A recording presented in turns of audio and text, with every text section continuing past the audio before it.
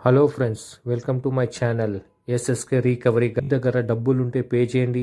డబ్బులు లేకపోతే మీరు ఎలాంటి టెన్షన్ తీసుకునే అవసరం లేదు. మీరు నా ఛానల్ చూసి మొత్తం నేర్చుకోవచ్చు, ఎలా మీరు రికవరీ ఏజెంట్తో మాట్లాడాలి, ఇంకా హ్యాండిల్ చేయాలి.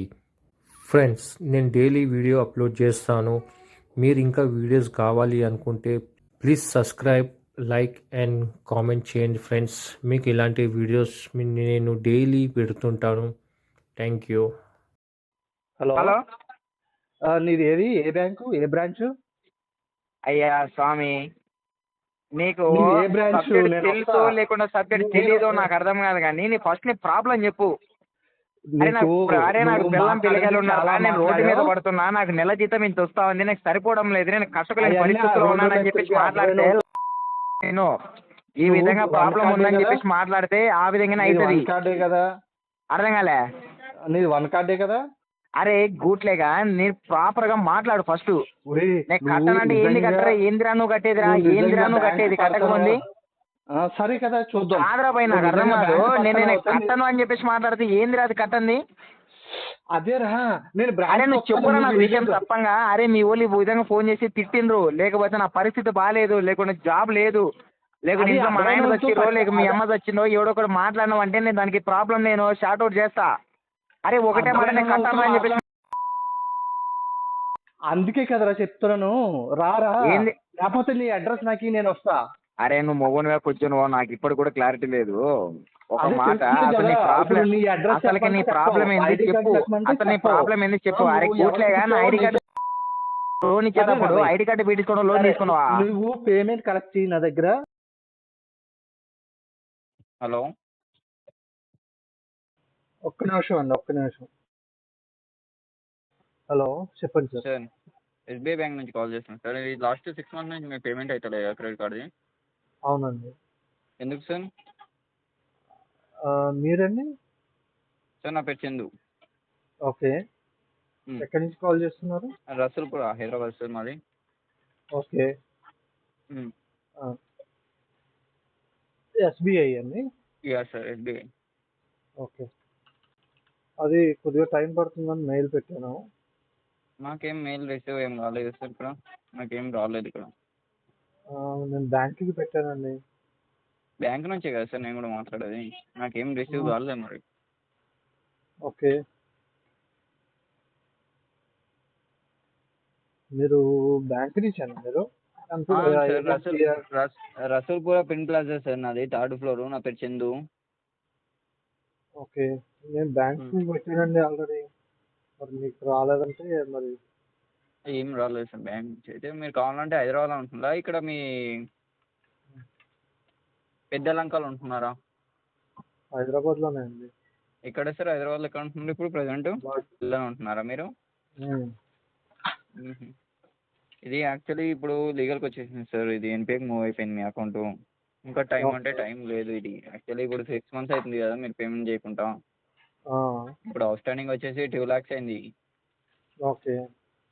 కావాలంటే దీన్ని సెటిల్మెంట్ చేసినా క్లోజ్ చేసుకోవాలి కంపల్సరీ.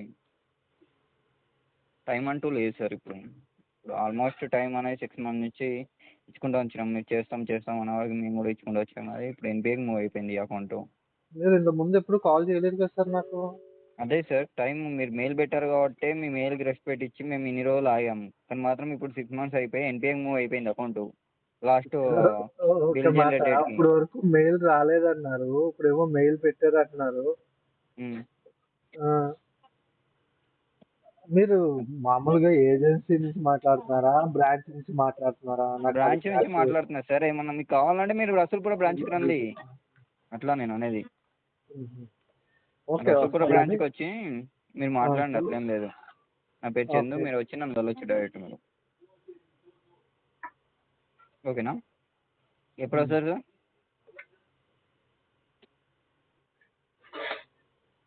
హలో సార్, ఇప్పుడు నేను రావడానికి కానీ అవ్వదు.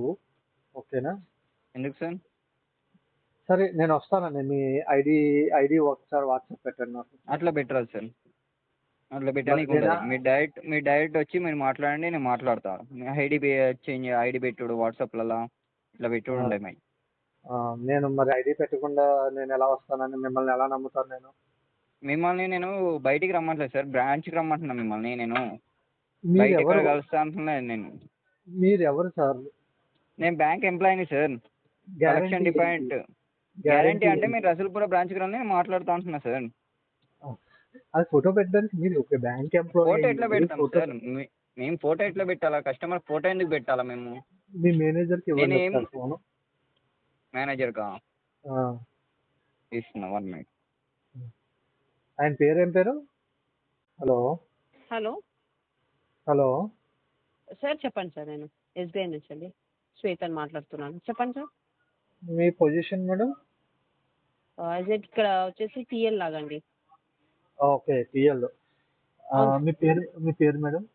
సరిత అండి. సరిత. ఉమ్, మేడం ఇంతకు ముందు సునీల్ అని ఎవరు మాట్లాడారు. అవునండి, మీరు తను మా బ్యాంక్ నుంచి ఎగ్జిక్యూటివ్ అండి? సార్. బ్యాంక్ నుంచి ఏజెన్సీ అండి? నుంచి అండి, ఏజెన్సీ నుంచి సార్. మరి ఆయన ఏమో ఇక్కడికి రండి, బ్యాంక్కి రండి అంటున్నారు. అంటే ఇంకా కస్టమర్ ఒకవేళ వచ్చే ఇంటెన్షన్ ఉంటే అక్కడికి రమ్మని అర్థం సార్. అక్కడ ఏమేమి సార్ ఇష్యూ ఏంటి సార్? కాదు మేడం, ఇప్పుడు ఆయన చెప్పండి. బ్యాంక్ నుంచి అని చెప్పాడు. తర్వాత అంత ముందేమో లీగల్ టీమ్ అని చెప్పిండు. ఫస్ట్ ఒకసారి నేను మెయిల్ పెట్టా సార్ అంటే మెయిల్ రాలేదు అంటాడు. తర్వాత ఏమో మెయిల్ పెట్టారు కదా, టైం ఇచ్చాను కదా అంటారు.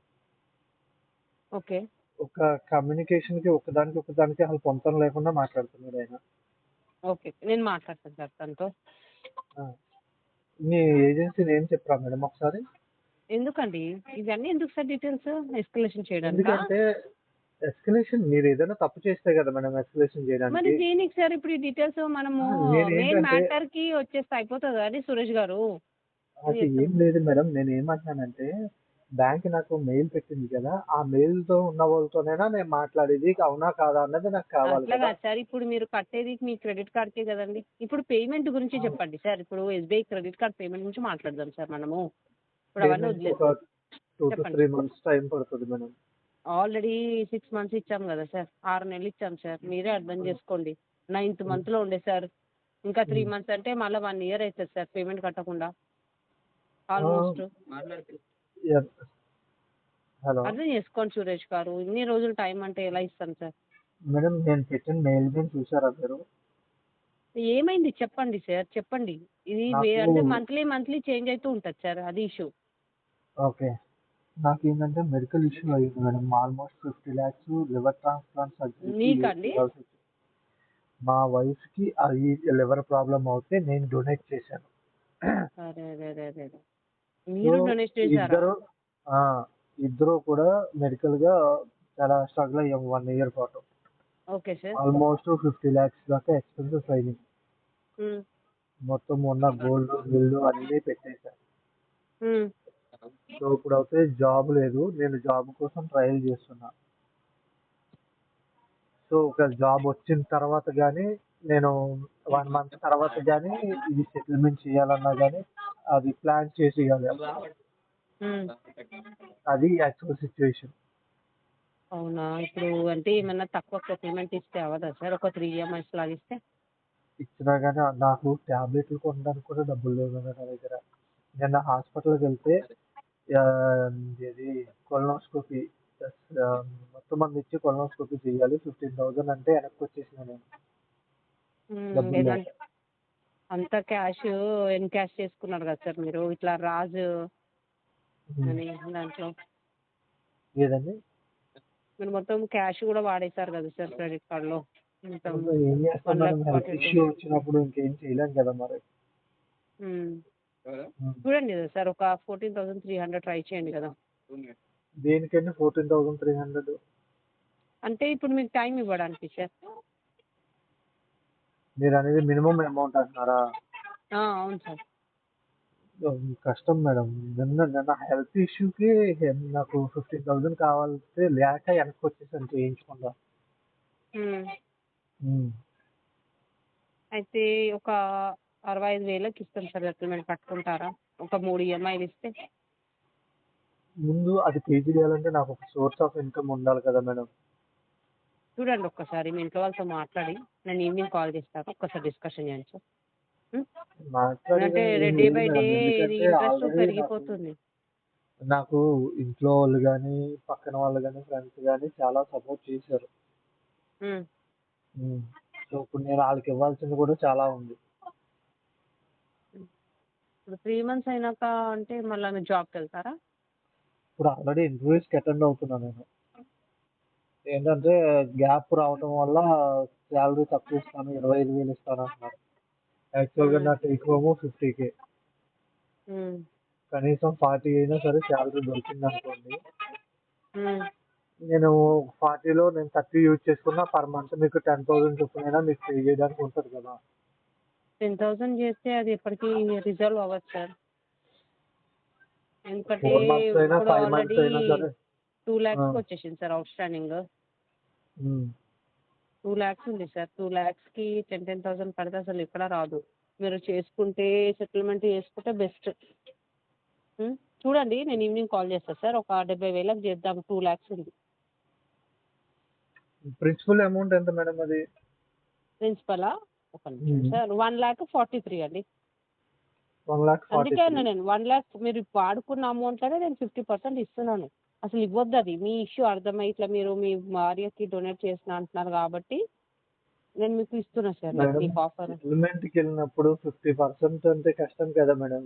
ఇంకా నాకు క్రెడిట్ స్కోర్ లో సెటిల్ అయినే 50% మీరు ఇంట్రెస్ట్ లో ఇస్తారు సార్. 2 lakhs లో ఇస్తారు సార్. ఇక ప్రిన్సిపల్ లో ఎవరు లేదు ఇవ్వరు మేడం. సార్. ప్రిన్సిపల్ నా దగ్గర ఆల్రెడీ మా ఫ్రెండ్స్ సెటిల్ చేసిన వాళ్ళు కూడా ఉన్నారు.